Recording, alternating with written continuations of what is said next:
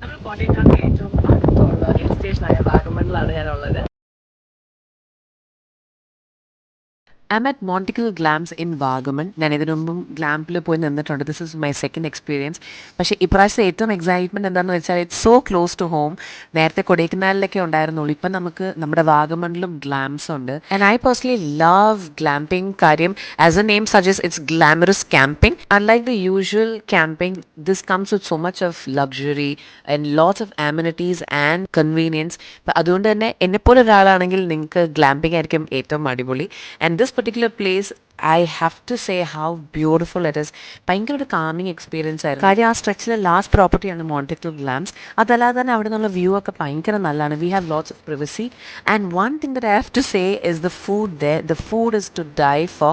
I am sure ഞാനൊരു at least 2 kgs കൂടിക്കാണ് അവിടെ നിന്ന് 2 ദിവസം കൊണ്ട്. അത്ര നല്ല ഹോസ്പിറ്റാലിറ്റിയും ഫുഡും ഒക്കെ ആയിരുന്നു. They have A well curated play area as well for your little once and your self. അത്ര മേളിലായതുകൊണ്ട് തന്നെ ഫുൾ ടൈം വിൻഡി ആൻഡ് നല്ല തണുപ്പായിരുന്നു അവിടെ. അതുപോലെ എനിക്ക് ഇഷ്ടപ്പെട്ട ഒരു ആക്ടിവിറ്റി ആയിരുന്നു ഇവിടുത്തെ ജക്കൂസി. ആ തണുപ്പത്ത് I was literally freezing, but it was very nice.